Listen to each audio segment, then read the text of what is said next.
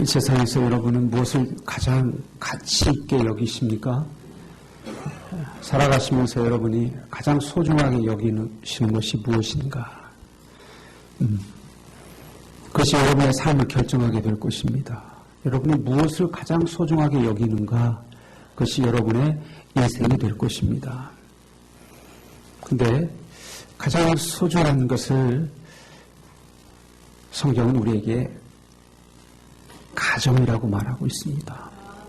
가정이 가장 소중하다는 것이죠. 가정이 있으면 세상을 다 가지고 있는 것, 세상을 다 얻은 것과 마찬가지입니다. 여러분, 가정이 가장 소중합니다. 믿습니까? 네. 여러분의 그 가정의 가치에 대해서 조금 더 타협하거나 또 다른 것과 바꾸려고 하지 마시기 바랍니다. 가정이야말로 이 세상에서 모든 행복을 다 담아낼 수 있도록 완벽하게 하나님께서 주신 축복의 그런 그 공동체입니다.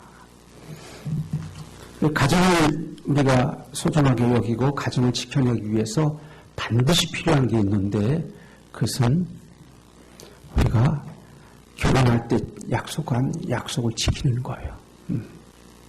서로에 대한 약속을 지키는 거죠. 아내는 남편에 대해서, 남편은 아내에 대해서. 그 가정의 소중함이 우리에게 유지되고 지속되고 그 소중함이 점점 더 행복한 가정으로 바뀌어지기 위해서는 반드시 기본 바탕에 서로에 대한 믿음과 신의가 있어야 되는 것입니다. 그런데 오늘 공덕교회의 말씀을, 이 본문의 말씀을 들으면서 참으로 세상에서도 없는 그런 일이 벌어지고 있습니다. 무슨 얘기냐면 아들이 어머니를 보내서 어머니와 동거한다는 거예요. 있을 수 있겠어요? 이런 일이 세상에도 없는 일인데 있다는 것이죠. 그래서 사도 바울이 아주 이거에 대해서 아주 공모하면서 편지를 씁니다. 1절에 이렇게 말씀하고 있어요. 내가 이제 은혜에 있다함을 들으니 그런 은혜는 이방 중에서도 없는 것이라. 누가 그 아버지 아내를 취하였다 하는도다. 성경이 참 우리가 성경의 진리의 말씀인 것은 우리 내면에 있는 가장 추한 것까지도 다 드러내도록 그렇게 말씀하시고 있어요. 이 일이 어떻게 가능했을까? 그래서 바울이 그런 자를 왜 교회에서 쫓아내지 않았느냐? 그런 징계하지 않았느냐라고 하는 것이죠. 그래서 다 그 교회, 고린도 교회 전체 자체 성도가 공범이라는 것이죠. 여러분, 그 자를 쫓아내어서 두 가지 얘기를 하고 있어요. 쫓아내어서 죄를 깨닫게 해서 마지막에는 구원을 얻도록 해야 되지 않겠느냐. 또 하나는 교회의 정결을 유지해야 되지 않겠느냐 하는 것입니다. 그래서 누구의 이야기를 합니다.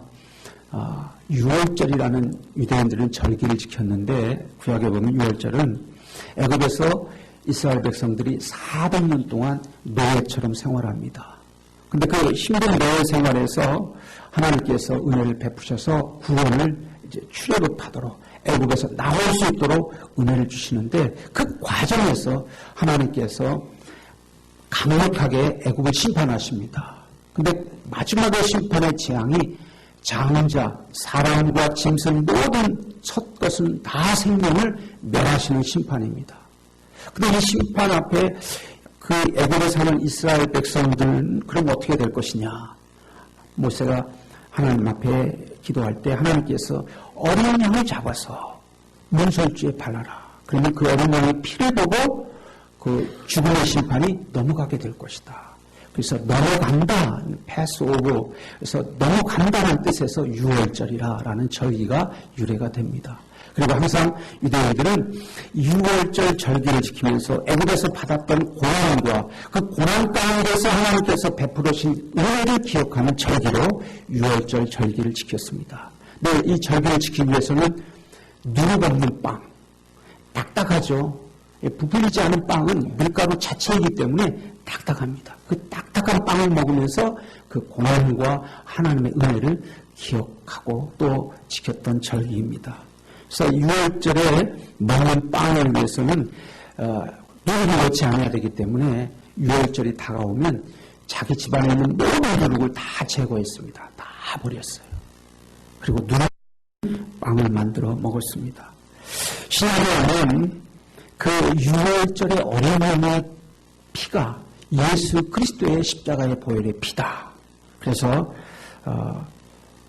사도 요한은 세례 요한은 예수님이 지나가실 때 보라 6월절에 어린 양이로다 그렇게 말씀하고 있습니다.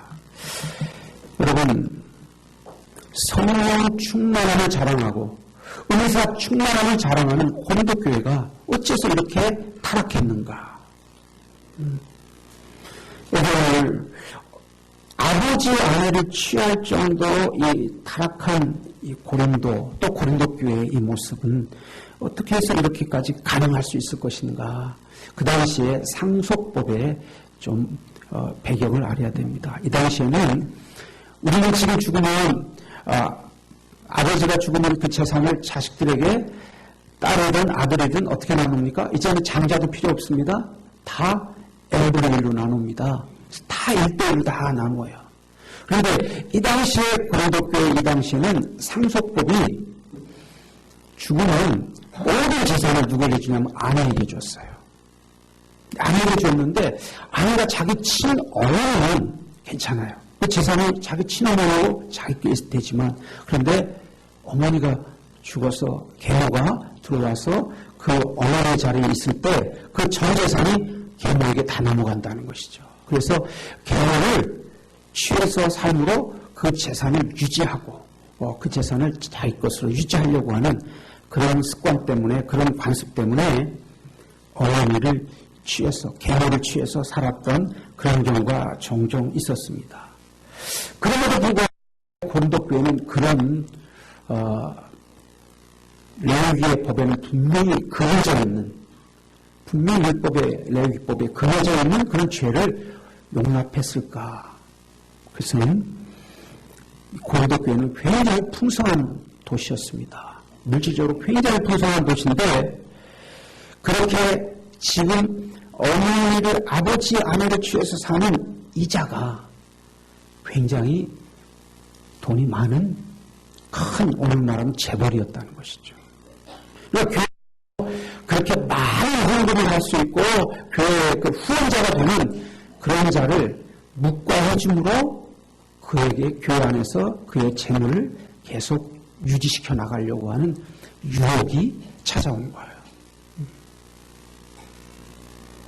그러니까 재물과 거룩을 타협하는 것이죠. 세 번째는 그렇다 할지라도 교회가 그러면 안 되지 않습니까? 그런데 그럴 수 있는 그런 해석이 있었어요. 성경적 근거가 없으면 모든 우리의 행동에는 사상의 근거가 있어야 되는데 그러기 위해서는 성경 해석에 대한 근거가 있습니다. 어떤 해석이냐면 지난주 말씀드린 것처럼 이 성경 말씀을 영과 육으로 구분했습니다. 그래서 영은 소중하고 육은 천하다. 그래서 우리가 구원받고 성령 충만함 받고 성령의 은사를 받으면 이미 구원이 우리에게 임했고 그리고 육이 죄를 진다 할지라도 영에게 죄가 전가되지 않는다.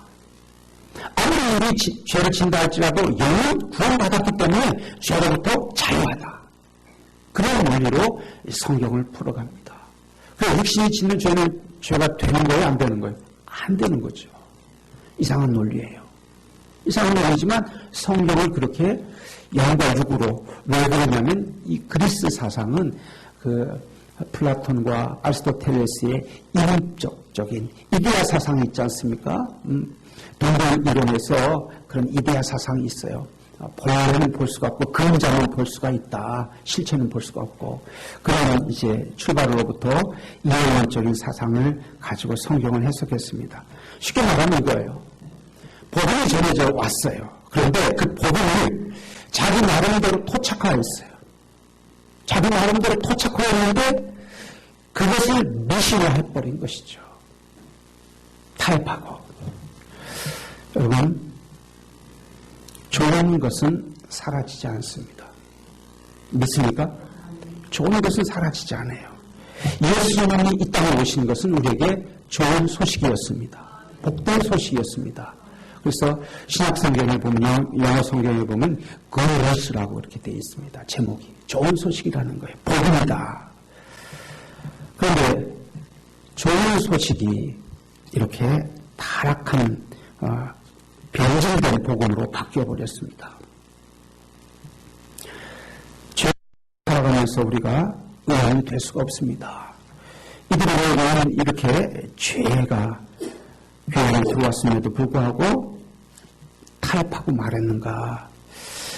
그런 가운데 예수 그리스도로부터 출발되는 복음이 희석됐기 때문입니다. 우리 항상 신앙의 출발과 기초는 예수 그리스도인 줄 믿으시기 바랍니다. 예수 그리스도가 그 없는 거예요. 있어도 명목상으로만 있는 것이죠. 명목상 그리스도인이 된 거예요. 그렇죠? 그렇기 때문에 죄가 그들에게 들어왔을 때 죄와 타협하고 말았습니다. 여러분, 죄의 속성은 세 가지인데 여러 가지 죄의 속성은 세 가지, 크게 구분하면 세 가지예요. 죄는 반복성이 있습니다. 한 번 죄에 빠지게 되면 그 죄가 다시 죄를 불러옵니다. 반복성이 있어요. 두 번째는 죄는요, 전염성이 있습니다. 왜냐하면 인간은 모방하기 때문에 죄를 지면 그것을 모방해서 또 따라하게 됩니다. 그래서 죄는 자꾸만 퍼져가는 거예요. 죄가 있을 때 그 죄가 더 퍼져나가는 것이죠. 세 번째, 죄는 파괴성이 있어요. 관계를 파괴합니다. 죄의 삭시 사망이고 마지막에는 결국은 관계가 파괴되는 거예요. 처음에는 그렇지 않지만 그러나 마지막 결국은 파괴되는 것이죠. 수많은 가정들이 어려움을 겪는 건 무엇 때문입니까? 이렇게 우리가 음란의 죄, 가문의 죄 때문에 가정들이 파괴되고 있지 않습니까?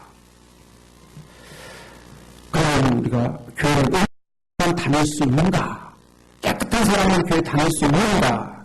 아닙니다. 예수님께서 내가 오는 것이 아니라 죄인을 구원하러 오셨다 말씀했습니다. 그러고 사도 바울은 그 죄인을 쫓아내라고 말씀하고 있어요. 자, 오늘 말씀 사도 바울의 말씀을 우리가 함께 보겠습니다. 우리 12절과 13절에 있는 말씀입니다.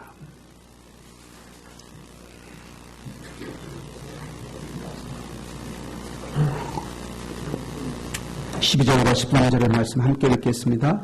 밖에 있는 사람들을 판단하는 것이야 내게 무슨 상관이랴마는 교회 들이야 너희가 판단하지 아니하리라. 밖에 있는 사람들은 하나님의 심판하시려니와 이 악한 사람은 너희 중에서 내쫓으라. 아멘. 너희 중이라는 것이죠. 여러분, 우리가 교회는 죄를 내는 것입니다. 죄를 내는 거예요. 죄를 내는 거예요. 죄를 내서 회개하고 우리가 의롭게 되는 것이 교회입니다. 이 교회 왔는데 교회 안에서 죄가 더 번성하고 죄가 더 커져 이것은 분명히 잘못됐다는 것이죠.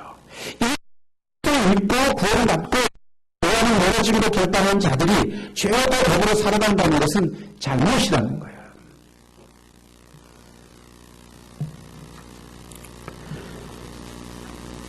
우리가 죄를 이길 수 있습니까? 죄를 우리가 이길 수 없습니다. 죄는 아주 강력합니다. 사단을 원합니다. 죄를 우리가 율법하지 말아야지. 또 우리의 의지와 결단으로 그렇지 말아야지. 그거 가지고는 우리가 어렵습니다. 힘듭니다. 성령의 인도하심을 구할 수 있기 바랍니다. 성령께서 우리 가운데 함께해 주셔서 우리가 그거에 대한 가치나 그거에 대한 끌림으로부터 막아주셔야 됩니다. 내 의지로 할 수 있다는 그것이 마치 우리가 나는 다 이겨낼 수 있어 라고 하는 오해의 교만입니다. 우리의 인간의 의지라고 하는 것이 얼마나 연약합니까? 제가 말씀드렸지 않습니까? 이 성가대 이렇게 다 검정색이라고 하면 검정색으로 다 그렇게 다 이해하는 거예요. 여러분, 특별히 음란은 우리에게 굉장히 강력합니다. 왜냐하면 우리의 본성이기 때문에 그렇습니다. 본성이기 때문에 음란이 딱 들어오면 아주 강하게 끌어갑니다. 성경에서 어떻게 우리가 가난과 음란으로부터 이길 수 있을 것인가, 실패자와 성공자에 대한 사례가 있습니다. 실패자부터 말씀드리겠습니다. 실패자는 다윗입니다. 다윗이 항상 전쟁에 나가면 앞장서 나갔는데 내년에는 이제 한가롭게 성문을 거닐고 있을 때 이제 목욕하는 여인을 바라봅니다. 그리고 그 여인을 바라보면서 그로부터 눈길을 돌렸어야 되는데 그 여인을 계속 주목하면서 마음속에 의심이 생겨나고, 그리고 왕권을 가지고 저 여인을 밤에 구으로 불러들여라. 그가 밧세바입니다. 이 힘에 다윗은 자기 아들 압살롬에 의해서 반역을 당하고, 심지어는 자기 후군이 성을 위해서 압살롬에 의해서 처참하게 그렇게 그 강간을 당하는 그런 모욕까지도 당하게 됩니다. 여러분, 죄가 무서운 건 뭐냐면 평생 쌓았던 것을 한순간에 다 무너뜨린다는 거예요. 죄에 대해서 여러분이 너무 우리가 가볍게 여긴다는 것이죠. 나는 안 그럴 수 있다. 나는 이겨낼 수 있다. 결코 그렇지 않다는 것입니다. 자, 성공자는 누구입니까? 요셉입니다. 요셉은 고기반이 아니라 한 번만 그러면서 붙잡고 들어질 때 겉옷이 다 벗겨질 정도로 다 포기치고 도망갔습니다. 우리가 이런 은혜의 영으로부터 이 죄로부터 우리가 벗어날 수 있는 길은 뭐냐면 그 자리를 피하는 것입니다. 그런 환경과 그런 과정과 그 자리를 피합니다. 마치 참새가 방앗간을 지나가면서 난 절대로 방앗간 그냥 지나갈 수 있어. 그렇지 않아요. 환경과 그 자리에 가면 누구든지 다 그렇게 되는 거예요. 죄가 없으면 하나 혹독해서 우리가 그렇게 평생 싸웠던 것, 다윗이 그렇게 힘들게 싸워왔던 자기의 명예와 명성과 자기 가정을 한순간에 다 무너뜨리고 말았던 것처럼 우리 또한 죄에 대해서 너무 가볍게 여기는 그런 세대에 살고 있고, 또 너무나는 음란의 유혹 가운데 놓여져 있습니다. 이것은 나이와 연령과 성별의 관계가 없습니다. 도시와 시골과 관계가 없습니다. 교회는 죄인들이 회개하는 곳이지 또 우리가 완전한 자들이 모이는 깨끗한 공동체는 아닙니다. 그러나 최소한도 세상의 상식으로도 이해되지 않는 그런 죄가 묵과되고 그런 죄가 교회 안에서 버젓이 계속된다면 교회는 다시 회개함으로 거룩을 회복해야 됩니다. 그 죄성이라고 하는 것이 개인과 공동체의 교회라는 것이 아니라 각각 개인의 가정에까지 미치기 때문에 그렇습니다. 교회 보셨습니까? 예수님께서 십자가에 죽으심으로 세우셨습니다. 고린도 교회 문제는 결국은 교회의 주인이 누구냐 하는 문제입니다. 교회의 주인이 영원한 사람 중심이었다는 것이죠. 우리 교회의 주인은 누굽니까? 예수님인 줄 믿으시기 바랍니다. 예수님의 뜻이라면 저와 여러분이 다 순종하면서 예수님의 가르침 앞에 우리가 순종하고 복종하고 나갈 수 있기를 주의 이름으로 축원합니다. 그리고 특별히 교회 안에서 여러분이 영향력을 섬기는 데 여러분 사용할 수 있기를 바랍니다. 좌지우지하려고 하지 마시고 섬기는 데 사용하시고, 또 스스로도 여러분의 삶 가운데, 세상 가운데 삶 가운데서도 작은 즐거움이나 재물에 욕심을 내거나 또 이런 의외의 자리에 기회가 있을 때 그 자리를 피하시기 바랍니다. 떠나시기 바랍니다. 그 자리에 있으면서 나는 아니다 할 자가 얼마나 되겠습니까? 여러분, 죄는 결코 사라지지 않습니다. 하나님이 혼자 사는 것이 좋지 못하여 독처하는 것이 좋지 못해서 도로 아담에게 하와를 허락하시고 가정을 이루도록 허락하셨습니다. 가정은 좋은 곳입니다. 가정은 하나님께서 이 땅에 우리에게 허락하신 행복의 그런 도지입니다. 가정이 있으면 모든 것이 있는 것입니다. 여러분, 그 가정에 지키는, 가정을 행복하게 할 수 있는 첫걸음은 가정의 신실함을 지켜내는 것입니다. 그래서 오늘 이 말씀이 저한테 크게 와닿아서 여러분, 조그마한 유혹 앞에서라도 단호하게 결단하고 뿌리칠 수 있는, 그래서 가정도 거룩해지고 교회뿐만 아니라 저의 마음 가운데 살아 역사하시는 예수가 항상 예수 그때의 그 노래 가운데 승리하면서 명품의 인생, 명품의 가정, 명품의 좋은 교회가 될 수 있기를 주의 이름으로 축원합니다. 기도합니다.